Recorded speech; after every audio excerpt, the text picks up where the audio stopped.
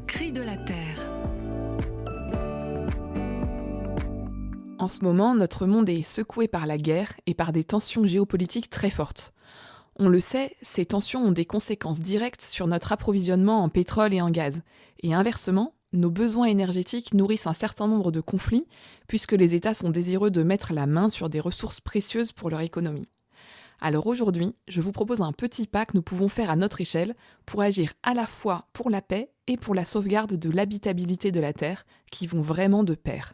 Chacun de nous peut se demander quelle est son utilisation de pétrole et de gaz au quotidien. On peut ensuite se demander s'il nous serait possible de nous affranchir de certains de ces usages.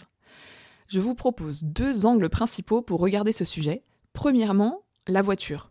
Est-ce que j'utilise une voiture au quotidien, ou en tout cas régulièrement ? Si oui, est-ce qu'il serait possible d'utiliser plutôt le vélo pour une partie de mes trajets ?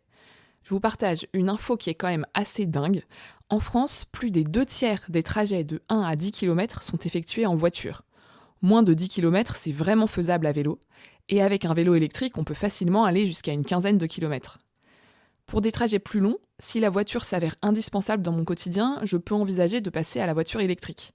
Elle est beaucoup plus écologique que la voiture thermique, sans discussion possible quand on regarde les faits.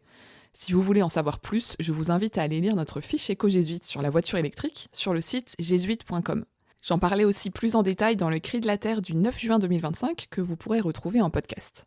Des modèles un peu moins chers commencent à sortir chez les constructeurs automobiles français et surtout, on trouve maintenant un grand nombre de voitures électriques d'occasion, ce qui les rend nettement plus abordables.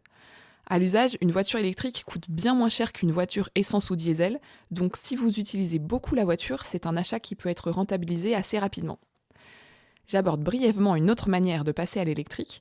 On peut sortir du gaz ou du fioul pour le chauffage et passer à la pompe à chaleur. Si elle est bien installée et bien réglée, c'est un des moyens les plus efficaces et écologiques de se chauffer. Je vous laisse avec des mots du pape Léon XIV prononcés à l'occasion de la COP30. Si vous voulez cultiver la paix, prenez soin de la création. Et dans un autre message pour la COP30 également, le pape nous disait « Des actions et des politiques fortes en matière de climat constituent toutes deux un investissement pour un monde plus juste et plus stable. » Sur ce, je vous souhaite une très bonne semaine et vous dis à bientôt.